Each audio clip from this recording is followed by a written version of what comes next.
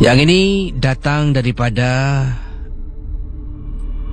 Encik Rashid.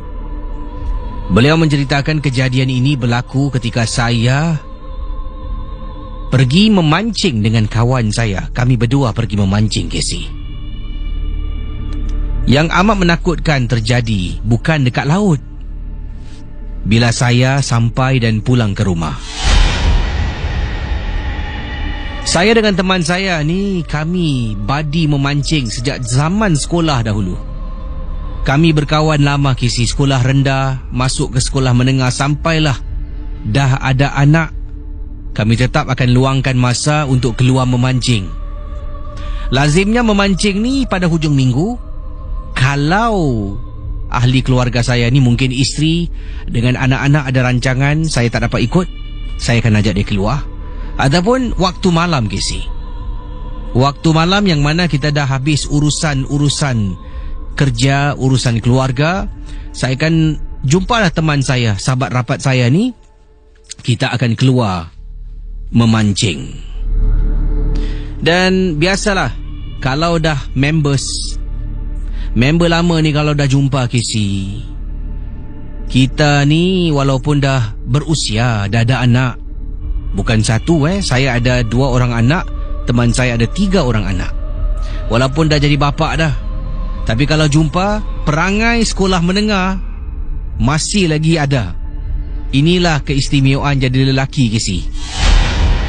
Katanya sama-sama takkan maintain jumpa member lama. Jadi saya dengan teman saya ni, buddy saya ni, memang rapat. Kita kalau pergi pancing, kecoh. Pergi 2 orang, tapi kecoh, riuh macam pergi 5-6 orang, Casey.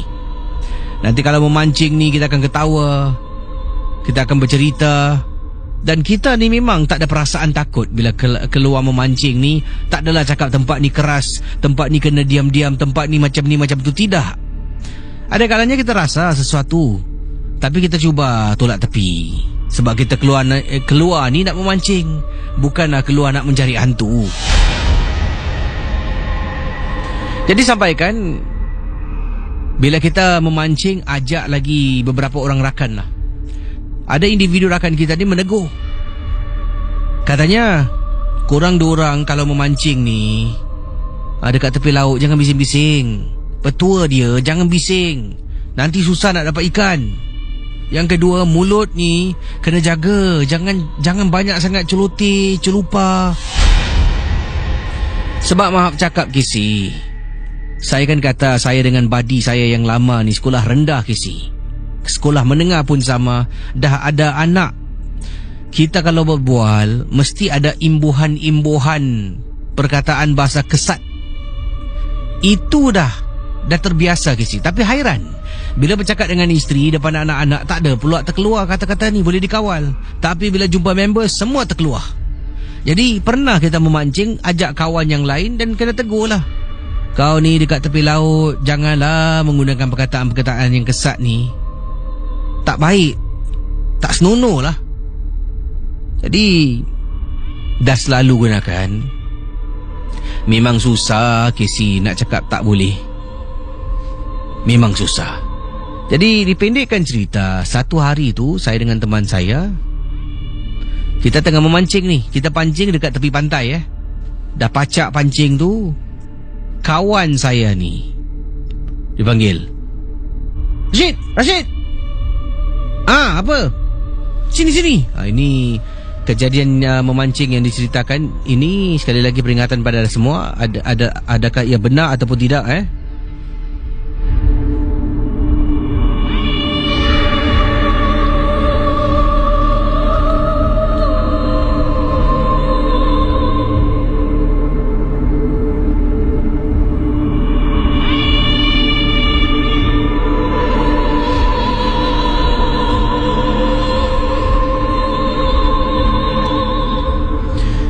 Jadi kisahnya diteruskan.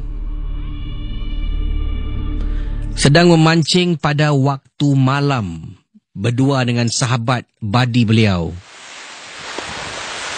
Rashid, sini cepat, sini. Apa? Sini cepat. Kata Rashid, saya pun tengah duduk ni. Datanglah pergi. dekat betul-betul tepi pantai, yang mana teman saya tengah berdiri. Dia suluh ambil lampu suluh, dia suluh dekat atas air ni. Shit, kau tengok. Mana? Tu. Tu apa sih tu? Macam buaya kata teman saya, kata Rashid temannya, kata itu macam buaya. Siapa cakap tak lah, bukan buaya lah. Tak tahulah pelepah kelapa ke apa ni. Kejap. Jadi saya ni pergi ke tempat yang kami letak barang. Saya ada bawa satu besi panjang tau. Besi ni kalau saya putar, dia boleh jadi panjang. Ini khususnya untuk menggunakan sebagai tempat cangkuk lah. Kalau ada ikan yang susah nak tarik naik darat tu, gunakan besi ni. Jadi saya kata tunggu sekejap, saya pergi patah balik ni. Saya angkat besi tu, saya cuba panjangkan. Dan teman saya cuba suluh. Saya cuba jolok-jolok nak tarik. Tiba-tiba benda tu terus. Saya dengan teman saya nampak dia terus ke belakang dengan begitu pantas dan hilang dari pandangan. Jadi saya tengok, astagfirullahaladzim, apa tu? Bila bergerak, itu confirm lah bukan pelepah kelapa. Teman saya kata, kan aku dah cakap engkau, buaya tak? Tak adalah buaya. Jadi saya dengan teman pun kita duduk dekat tepi, masih lagi terfikirkan apa benda tu.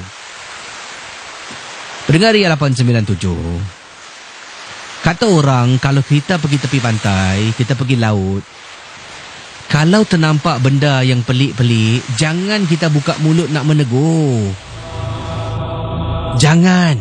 Saya dengan teman saya pergi tegur benda tu, sempat ambil kayu untuk jolok-jolok dan cocok. Itu adalah tindakan yang memang salah. Balik rumah Casey, besok pagi balik rumah. Memancing semalaman, balik rumah, sampai dekat rumah pukul 6 pagi. Semua tengah tidur. Masuk rumah, letak joran, letak barang, cuci kaki dan mendengar Ria 897 FM.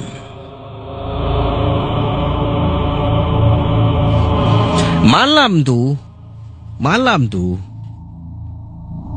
saya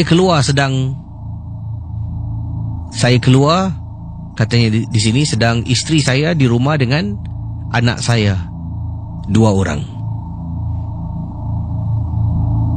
Saya kata pada isteri yang saya akan pulang agak lewat. Casey, pukul 12 lebih tengah malam, isteri saya telefon. Saya pun jawab panggilan. Saya tanya kenapa. Isteri dalam keadaan suaranya kedengaran macam sedang takut. Saya tanya lagi, awak bertenang, kenapa dengan awak ni? Kemudian pada waktu itu isteri saya tak boleh memberitahu sebab dia tak boleh kawal emosinya yang mungkin dalam keadaan terperanjat.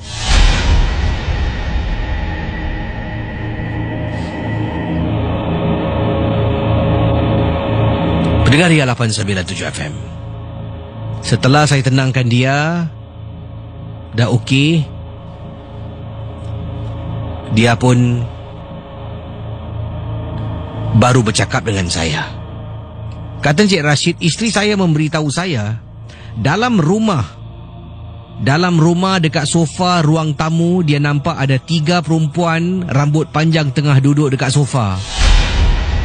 Rumah saya ni, Casey, kata Encik Rashid, ada 2 jenis sofa. 2-seater sofa dengan 3-seater sofa.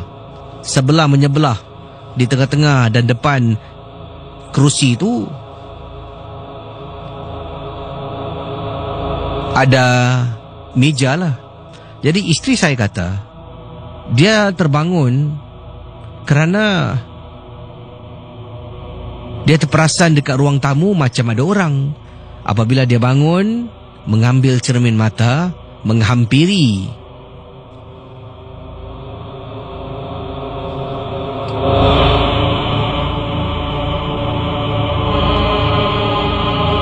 Menghampiri pintu, dia ambil cermin mata ni. Isteri saya memang tak begitu baik penglihatannya. Mengambil cermin mata, kata Cik Rashid, pakai menghampiri pintu bilik. Dia nampak dari belakang, Casey, tempat duduk sofa 3-seater, ada 3 perempuan tengah duduk. Bukan anak saya, sebab anak saya kedua-duanya adalah anak lelaki. Waktu tu terus dia masuk ke dalam bilik menangis. Sebabnya kata nak pergi bilik budak-budak takut. Nak pergi bilik budak-budak takut. Sayang tolonglah, sayang tolong. Pendengar Misteri Jam 12.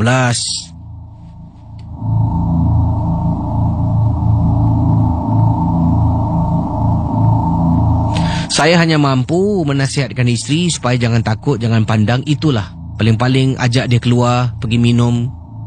Tak lebih dari itu. Persoalan yang saya ingin tanyakan ni sebenarnya, apa benda yang isteri saya nampak? Sampai 3 orang tau, rambut panjang. Apa yang saya nampak?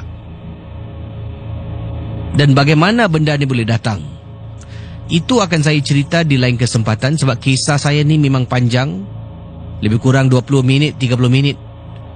Kalau ada kesempatan, saya akan sambung apa yang dimaksudkan di sini oleh Encik Rashid. Beliau bertanya ni, adakah benar benda yang dia memancing dengan teman-teman ikut balik ke rumah dan mengganggu keluarga, mengganggu tuan rumah kita? Terima kasih dan selamat tengah malam. Ya, ini kisah yang ingin saya bacakan datang daripada pendengar pengirim kita bernama mana tadi kejap Lisa berkongsi peristiwa. Katanya di sini, Casey, selamat tengah malam. Saya pendengar MJ12, peminat MJ12, berasal daripada Kampung Majidi. Wah, Kampung Majidi, dah lama tak sebut nama Kampung Majidi dan katanya saya ni bertugas sebagai seorang jururawat. Ini kejadian berlaku tahun pertama saya bekerja di hospital. Biasalah, tahun pertama budak baru, belum kenal, belum tahu. Jadi saya bertugas budak baru ni shift malam.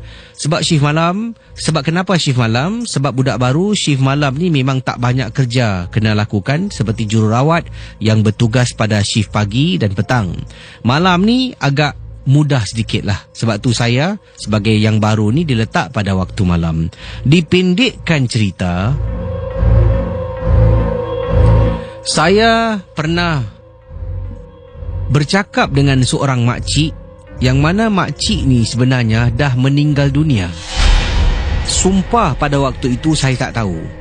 Saya tengah duduk dekat bilik jururawat. Tiba-tiba ada lampu berkelap-kelip menunjukkan bilik yang ward yang mana memanggil dan katil yang mana lah yang memerlukan kehadiran kita. Jadi saya tengah duduk ni, apabila saya ternampak lampu berkelap-kelip, saya rasa gairah dan semangat. Sebab waktu tu saya memang belum diberikan sebarang tugasan, kerana itu adalah hari pertama saya. Jadi anda bayangkan kisah yang dikongsi oleh teman kita pendengar Ria 897 FM benar ataupun tidak. Tak apa, kita ikut saja kisahnya. Saya pun pergi dekat katil yang tekan loceng ataupun tekan alarm tu lah. Saya pergi, saya matikan alarm. Saya pun berdiri dekat tepi katil. Kemudian ternampak seorang makcik ni tengah baring. Badannya agak lemah sedikit, wajahnya pun tak terurus. Saya pun katanya di sini baring. Maaf, saya duduk di tepi makcik yang sedang baring. Kata Lisa. Jadi tengah duduk ni, saya pun bercakap dengan makcik lah. Sebab tak ada kerja kan, tak ada kerja, saya rasa mungkin saya layan dia lah. Saya bertanya dia, mungkin dia tak ada orang yang menziarah, dia rasa bosan. Jadi saya pun mula bercakap, makcik asal mana? Makcik sakit apa ni? Saya tanya soalan tu. Makcik ni langsung tak bercakap, diam. Dia tengok saya, kemudian dia tengok lain. Mungkin agaknya dia memang tak ada mood nak bercakap lah. Jadi pendengar Ria 897 FM, tiba-tiba ada satu jururawat senior panggil saya. Lisa, sini. Saya pun bangun pergi.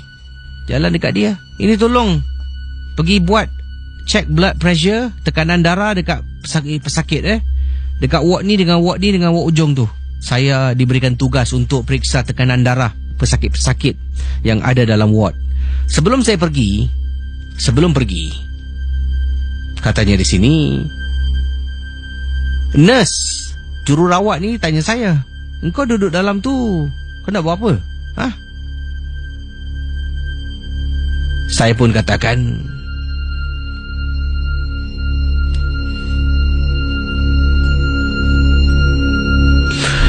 katakan, pada jururawat senior saya yang saya sedang layan makcik ni, kesian.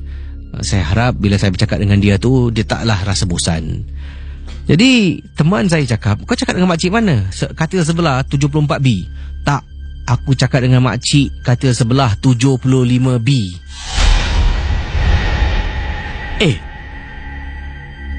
75B? Pendengar Misteri Jam 12. Apabila senior saya bawa dia pergi dekat katil 75B, sememangnya katil tu tidak ada orang. Tidak ada orang. Katil tu memang tak ada orang. Dan bagaimana agaknya saya boleh nampak ada orang, saya boleh bercakap dengan makcik ni lagi. Dan siapa yang tekan loceng Casey? Itulah persoalan saya. Terima kasih. Dari Lisa, kisah berkenaan dengan laluan di Permas Jaya. Rahman! Buka pintu, Rahman! Rahman! Buka pintu!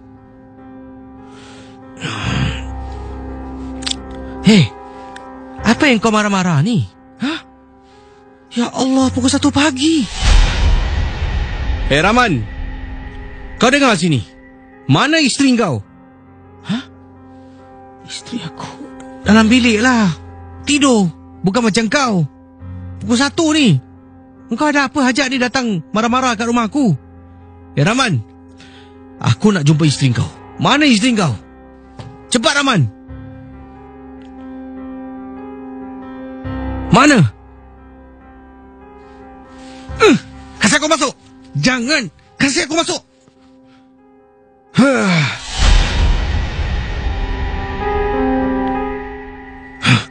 Mana? Buka pintu. Buka pintu.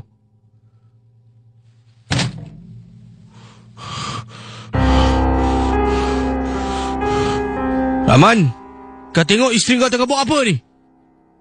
Astaghfirullahalazim.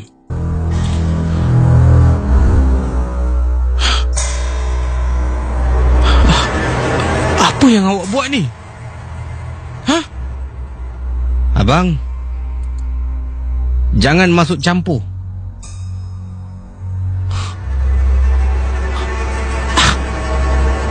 Tapi saya tidur atas katil.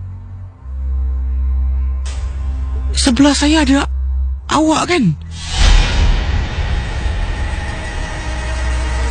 Rahman, kau jangan percaya isteri kau, Rahman. Aku tak rasa yang dekat atas katil tu isteri kau. Pendengar Ria 897. Kisah berikut ini saya cuba lakonkan sedikit babak apa yang terjadi pada satu malam.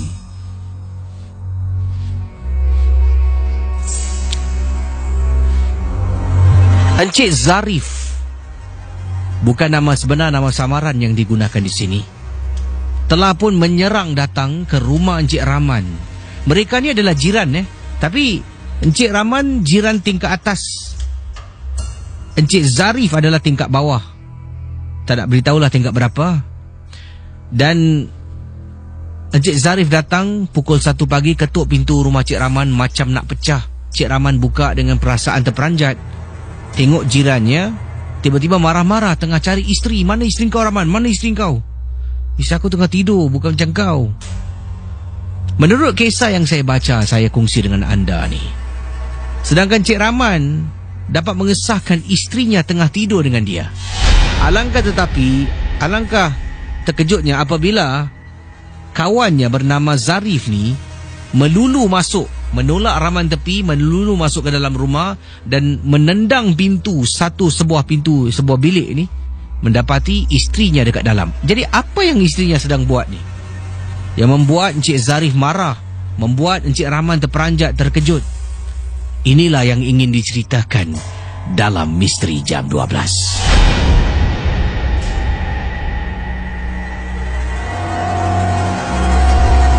Bila saya tendang pintu bilik, isteri Cik Rahman ni sebenarnya sedang melakukan satu upacara sihir.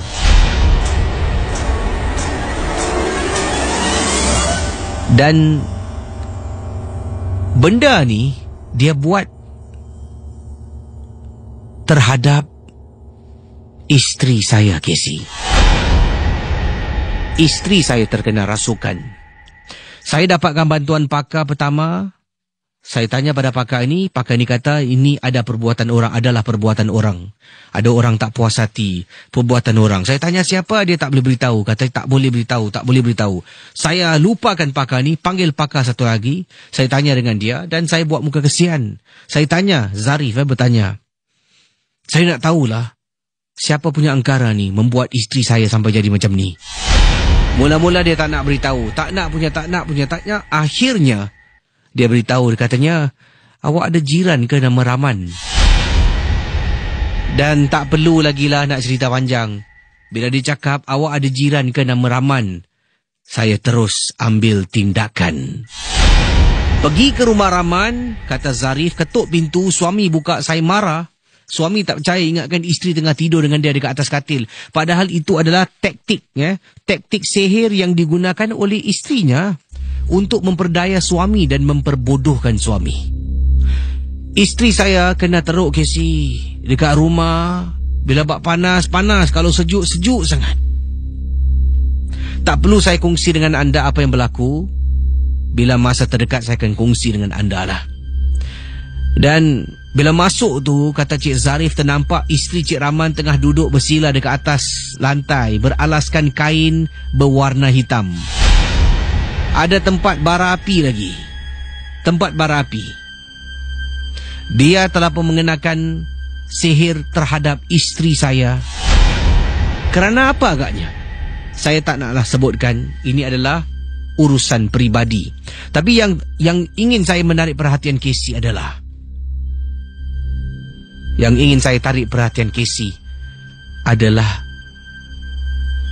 bagaimana suami ni boleh tak tahu yang isteri tidak tidur bersama dengan dia pada malam tu.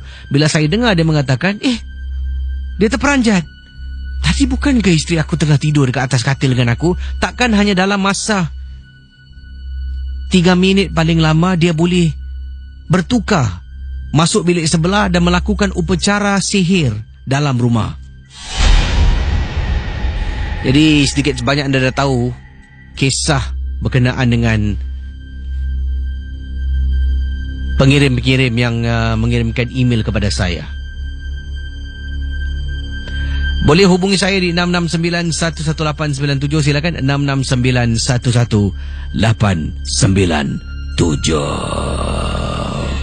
Kisah Permas Jaya ini kiriman daripada Ainul. Ainul berkongsi pengalaman. Katanya di sini, Assalamualaikum. Waalaikumsalam. Saya Ainul dari Permas Jaya. Casey, beberapa tahun yang lalu saya dengan ibu yang mana kami pulang daripada rumah kenalan ibu lah. Jadi kami berjalan kaki pada waktu malam. Memang sunyi, sepi, menyeramkan.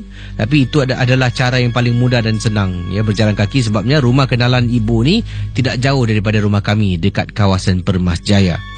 Jadi bila nak jalan pulang, saya ternampak dekat pokok ada kain warna putih. Kain warna putih. Langsung tak fikir yang bukan-bukan. Ibu saya pun ternampak, langsung tak fikir yang bukan-bukan. Apa yang kami lakukan selepas itu, inilah yang menjadi satu tanda tanya. Katanya di sini, balik dengan ibu jalan, ternampak pokok. Dekat pokok ternampak ada kain putih. Katanya di sini ada kain putih yang tersadai dekat sebatang pohon.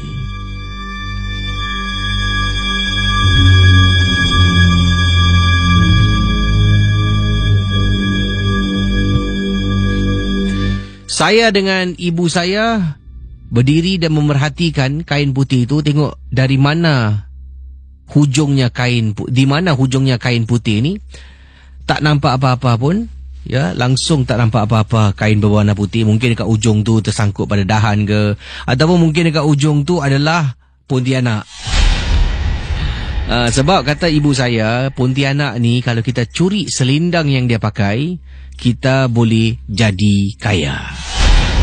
Entah benar ataupun tidak, jangan pula anda lepas ni kidnap. Jadi apa yang berlaku bila si ibu dan dengan anak ni ternampak kain putih, ya, mereka cuba tengok lampu suruh memang tak ada, tengok di manakah penghujung kain ni. Bila sedang tengok, menjenguk-jenguk, tercari-cari bahagian mana, sebab tersangkut agak tinggi di atas bahagian pokok. Alangkah terperanjatnya apabila saya dengan ibu ternampak dengan jelas ada seperti manusia sedang berpaut dekat pokok paling tinggi, sedang toleh tunduk ke bawah memerhatikan.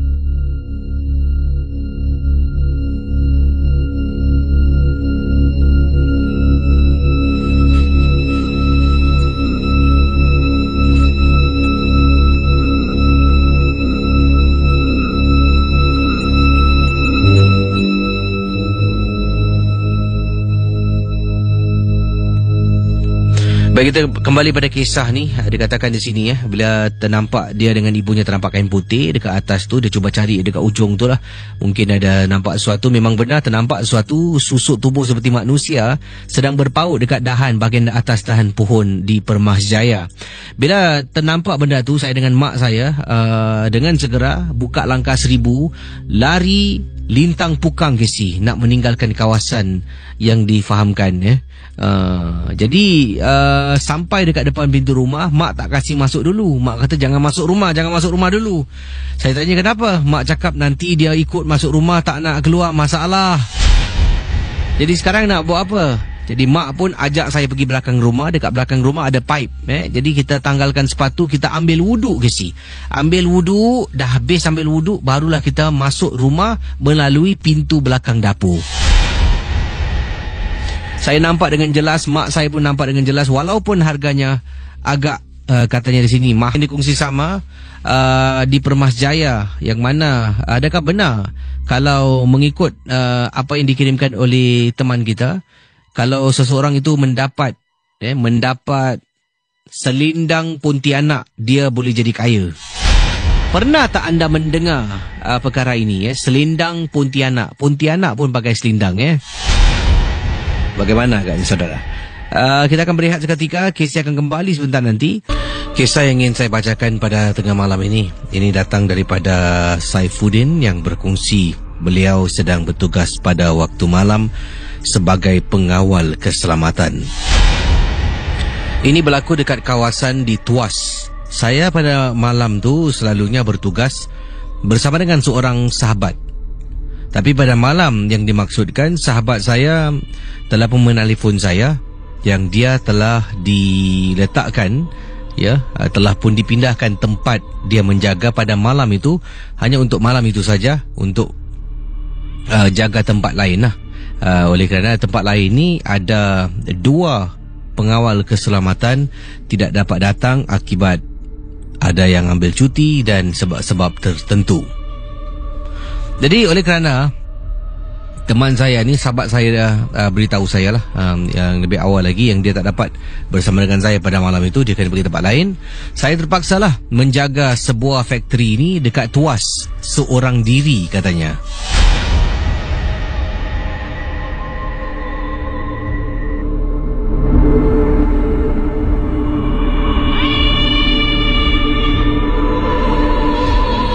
Waktu itu saya bermula kerja jam 7 malam, dan lazimnya kalau jam 7 saya mula kerja, saya akan sampai sekitar pukul 6. Pukul 6 tu saya akan datang, saya akan buat persiapan lah, dan kemudian mula menjaga daripada pukul 7 malam sampai ke 7 pagi keesokan harinya.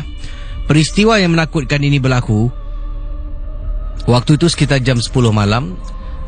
Menjaga tidak perlu buat clocking. Itu adalah antara perkara yang kenapa saya suka menjaga factory ini. Tempat-tempat lain ni pastinya kena buat clocking ke si. Tapi pada malam tu saya tengah duduk dekat dalam guard house. Kecil guard house ni, memang tak besar pun. Tempat ni pun tempat lama. Jadi tengah duduk, tiba-tiba terasa pula nak keluar untuk ambil angin. Lazimnya saya dengan teman saya akan berada dekat luar lah, luar ruang pengawal keselamatan ni. Dengan sahabat saya yang bertugas setiap malam bersama-sama, kami akan keluar untuk mengisap rokok. Saya ni isap rokok ke si, tetapi saya tidak mempunyai rokok kerana saya pada waktu itu dalam misi nak berhentilah.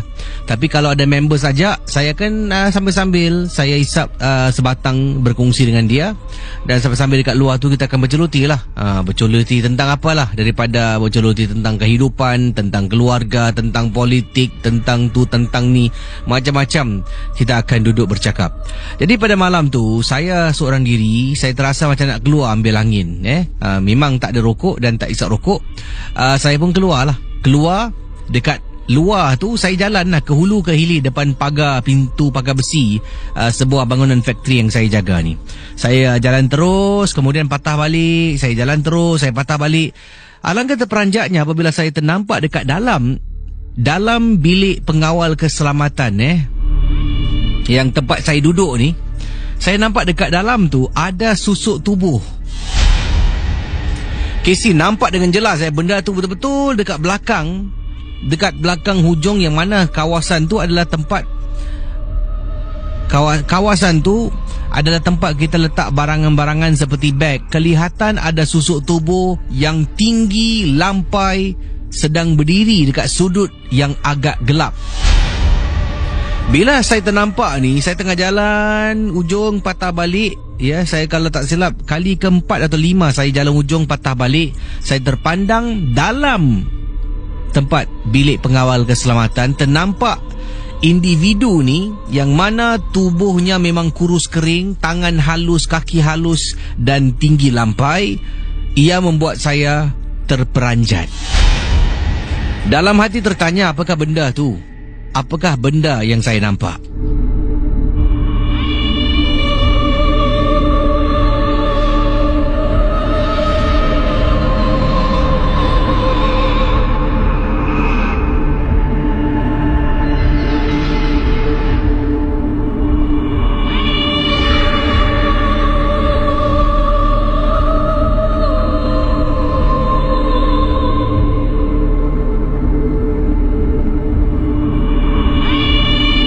Brigadier 897 FM.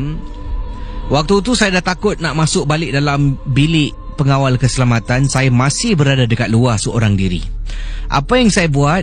Saya pun melakukan satu aksi yang mana saya menggunakan jari telunjuk sebelah tangan kiri kanan, tunjuk ke dalam guard house. Saya dekat luar, kemudian saya azan secara perlahan-lahan.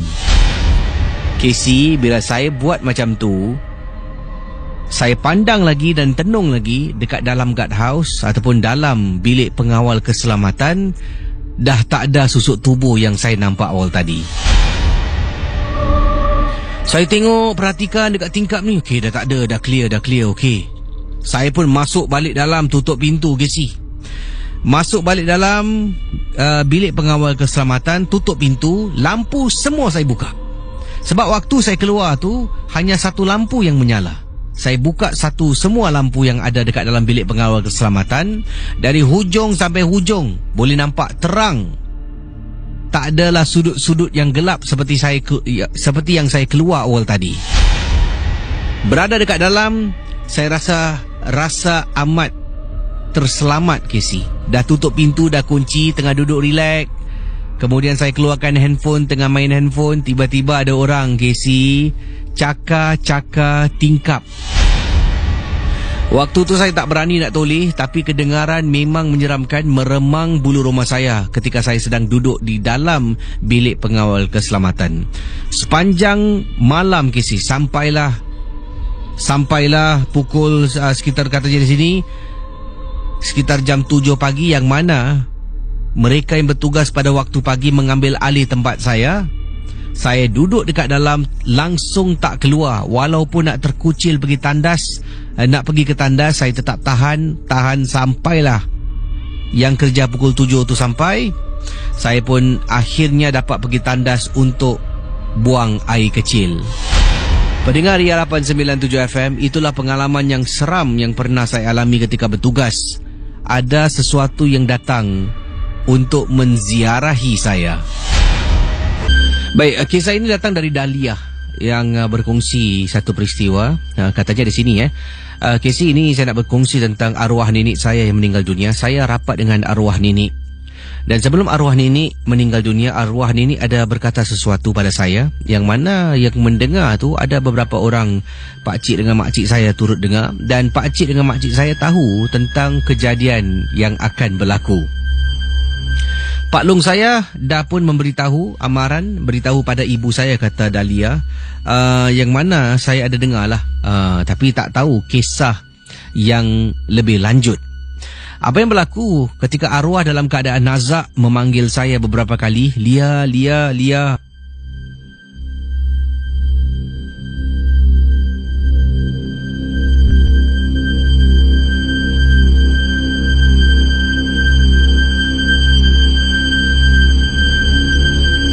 Jadi pendengar Ria 897, saya datang menghampiri arwah pada waktu itu, dan arwah mengatakan, aku dah nak pergi.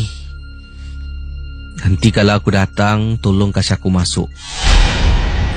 Itu adalah kata-kata arwah nenek saya yang diungkapkan beberapa minit sebelum arwah menghembuskan nafas yang terakhir. Dipendekkan cerita, arwah meninggal dunia, dah habis semua, dah dikebumikan.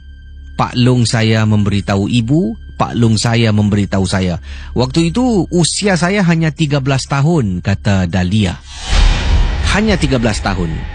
Jadi depan ibu dengan bapa saya, Pak Long kata, Lia, nanti malam kalau tidur, kalau ada orang ketuk tingkap, ada orang beri salam, kalau mungkin ada sesuatu yang menyerupai nenek, tolong jangan buka dan kasih masuk. Pada usia 13 tahun, saya sebenarnya tak faham apa yang dikatakan oleh Pak Long saya. Jadi, yang ada di sana adalah ibu dengan bapa saya yang memahami permintaan Pak Long. Mereka hanya memberitahu, tak apa Lia, jangan fikir pasal lain-lain, fikir satu, nanti kalau terdengar orang ketuk pintu, orang beri salam ke, jangan buka pintu.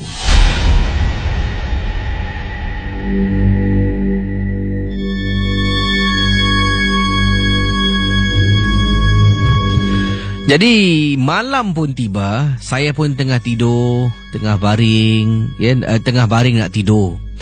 Dan akhirnya saya terlelap, terbangun pada waktu malam. Apabila saya dapati, saya terbangun pada waktu malam, katanya di sini. Ini pengalaman yang diceritakan, benar ataupun tidak, jangan mudah percaya dan terikut-ikut. Tengah baring, saya terdengar ada orang ketuk tingkap, tek, tek, tek, 2-3 kali bunyi ketukan halus. Saya teringat kata Pak Long, jangan buka tingkap. Pak Long menceritakan itu, katanya kemungkinan individu-individu yang tak diundang datang nak masuk ke dalam rumah. Jadi bila dah teringat Pak Long cakap jangan, tapi dengar bunyi orang cakar-cakar, ketuk-ketuk tingkap, saya tak buka. Masuk 1 jam, masuk 2 jam. Jam yang kedua, setelah dia ketuk-ketuk tak buka, bayangkan pendengar Ria 897. Dia main beri salam. Bila dia main beri salam, dia panggil nama saya. Assalamualaikum. Lia.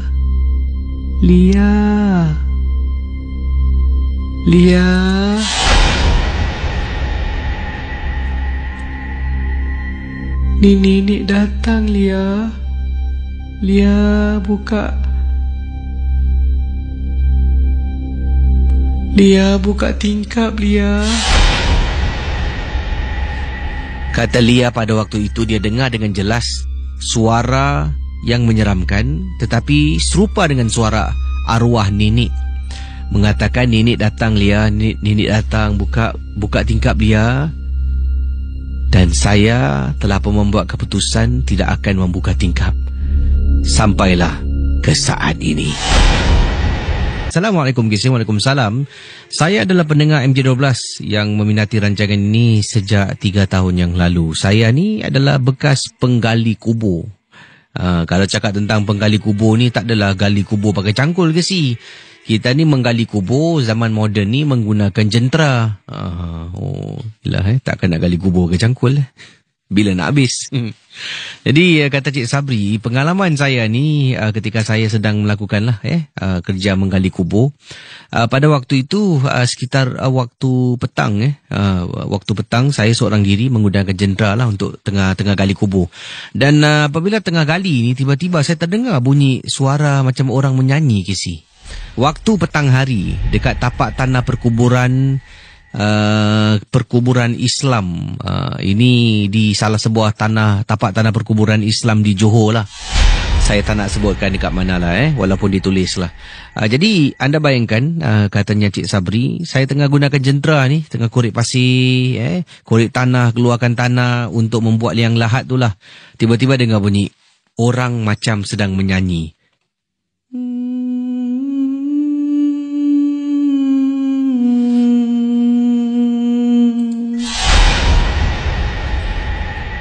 Entah macam mana, bila kedengaran bunyi yang orang menyanyi itu, saya langsung tak berhentikan kerja saya. Saya langsung tak toleh kiri, tak toleh kanan, macam nak carilah siapa yang menyanyi, dari mana datang suara ni. Ia telah pun membuat saya nak bekerja, tak henti-henti, semangat bekerja seorang diri. Lebih saya dengar suara tu, lebih saya cuba korek, dan saya tak ingat tu kisah masa saya berlalu. Alunan suara yang menyanyikan lagu tu memang sangat-sangat merdu. Memang sangat merdu. Jadi, oleh kerana terdengar suara tu, saya teruskan menggali kubur, menggali, korek. Sampaikan dah masuk malam KC. Saya hanya sedar 8:30 malam apabila teman saya datang untuk menyapa saya. Saya kerja daripada petang tu, terdengar alunan suara, saya bekerja, katanya Encik Sabri. Wah, ni kes kronik Korek kubur, saya duduk situ. Dan saya rasakan saya dah korek banyak kubur KC. Pada perasaan saya ni dah korek banyak kubur. Dari petang sampai 8:30 gitu, kawan saya yang juga bekerja dekat kawasan kubur ni datang menyapa saya. Dia panggil saya beberapa kali dari jauh, saya tak menyaut. Sampaikan depan, dia tepuk bahu. Dia panggil, Sap. Saya baru terperasan, rupa-rupanya dah malam KC. Dan saya ingatkan, saya menggali banyak kubur. Tapi sejak pukul waktu petang yang saya terdengar suara, satu kubur pun belum saya habis lengkapkan. Suara yang bergurindam pada waktu itu seolah-olah memukau saya, sampaikan saya tak ingat nak buat kerja, sampaikan saya rasa sangat-sangat ni yang saya dah selesa. Nasib baiklah teman saya datang menyapa dan menegur saya. Kalau tidak kerana dia, saya tak tahu apa yang akan berlaku pada saya. Terima kasih dan selamat tengah malam. Ini individu yang mengirimkan ni adalah bernama Syahira, yang berkongsi katanya beliau dengan teman-teman ni, ini berlaku di Singapura. Ini kisah kejadian ini berlaku pada tahun 2007, yang mana kami ada chalet kawan sekolah. Dan biasalah KC, bila dah berkumpul ramai-ramai dengan kawan-kawan ni, kita adalah buat benda-benda yang bodoh, benda-benda yang tak kita fikir, sampailah berlaku sesuatu, barulah kita nak menyesal. Inilah kisah yang ingin dikongsi sama, datangnya daripada Syahira. 2007 kita menghadiri satu chalet, dan dipendekkan cerita ni, kita telah pun melakukan satu night walk, berjalan-jalan pada waktu malam. Chalet ini diadakan dekat kawasan Pasir Ris KC. Kami sekumpulan teman-teman ni, saya tak ingat berapa ramai orang sebab dah lama, tapi saya tahu ramailah di antara kita ni telah pun berjalan daripada chalet pergi ke kawasan tempat swarm area ataupun tempat perjalan Dipanggil ni boardwalk di boardwalk dekat kawasan Pasiris. Boardwalk ni kalau mungkin pendengar daripada luar Singapura tak tahu ni, Pasiris ni adalah kawasan pantai, pantai Taman Riadah berdekatan dengan pantai. Dan dekat dalam Taman Riadah ni, dia ada satu kawasan yang mana ia ada satu laluan masuk berjalan atas papan. Jadi dekat bawah ni adalah kawasan-kawasan air laut lah, yang mana ada tumbuhan-tumbuhan dan ada juga pokok-pokok. Jadi laluan masuk ni kelilingnya semua dikelilingi dengan tumbuhan dengan pokok-pokok. Tak boleh jalan lain kena ikut laluan jalan atas papan ni. Ini yang ada dekat kawasan Taman Riadah di Pasiris. Jadi bila masuk dalam, anda kena ikutlah laluan papan tu. Jalan makin dalam makin sunyi, makin gelap. Dan dekat bawah tu kalau air pasang, dia akan naik lah sampai satu bahagian tu. Kalau tidak surut akan nampak lah kawasan-kawasan lopak, kawasan lumut dan sebagainya. Itu saya nak berikan sedikit gambaran pada anda. Jadi kata Syahira ni, beliau dengan beberapa orang kawan telah pun masuk dekat kawasan yang dikatakan boardwalk ni. Bila masuk dekat dalam, awak berada dekat dalam tu kan, dia seolah-olah macam laluan yang berbelok-belok lah, mengikut jalan papan tu kan. Sampai dalam gelap sangat. Walaupun dekat luar tu Taman Riadah ada lampu, tapi dah masuk dalam tu dah gelap. Dan dikelilingi dengan pokok yang menutupi bahagian atas tu, dan nampak macam tempat tu kira macam dalam hutan lah. Padahal tidak, ia adalah dalam kawasan Taman Riadah. Dekat dalam tu inilah yang diceritakan. Bila kawan-kawan members dah jalan masing-masing, bila dalam keadaan ketakutan, semua buat lawak, ketawa terbahak-bahak, kuat-kuat ketawa dan sebagainya. Sampai tengah-tengah kita ada game, permainan siapa boleh mengilai paling kuat. Dan siapa boleh mengilai paling kuat ni kita adakan dekat tengah-tengah kawasan yang kita masuk ni. Masuk dekat dalam, kata Syahira, teman saya mulakan dulu, dia pekik lah, dia bukan mengilai tapi dia pekik. Kita semua ketawa terbahak-bahak. Yang hairan Casey, dipendekkan cerita, selepas beberapa orang melakukan cabaran suara mengilai dekat dalam kawasan tu, kita berhenti dah ketawa tau. Tengah ketawa terbahak. Sebab ada yang mengilai, lepas tu dia buat lawak. Kita ketawa. Tiba-tiba dengan jelas selepas itu sesuatu berlaku. Bila dah berhenti, kita ketawa terbahak, kedengaran dari sudut jauh macam ada benda sambut kita mengilai.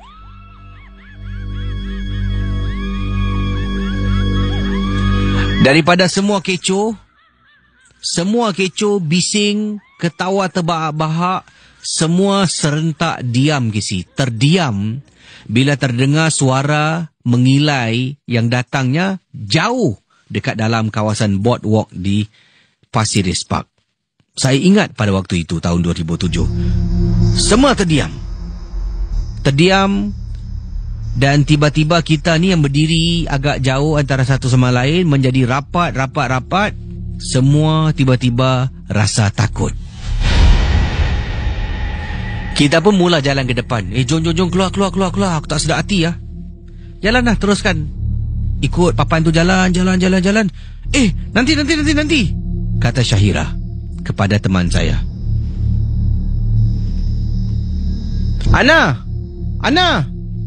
Ana dekat belakang tak gerak, Casey. Tak bergerak, berdiri tegak. Anda bayangkan ini gambaran yang diberikan. Ana dekat tengah-tengah laluan papan ni, berdiri tegak, tunduk ke bawah dan langsung tidak bergerak. Bila dipanggil, tidak mendongak. Bila diteriak, tidak bergerak. Wow, ni rhyme Dia bagus sebenarnya ritma dia. Jadi saya dengan teman-teman, kita kata patah balik. Ana. Lagi dua dekat depan tu, lagi dua sahabat dekat depan kata, jangan Ana, aku takut lah. Takkan kau nak tinggalkan Ana? Casey, ramai-ramai semua patah balik. Panggil Jarak kita diri dengan Ana lebih kurang dalam 2 meter jauh. Ana! Ana! Ana! Ana hayunkan badan Casey depan belakang.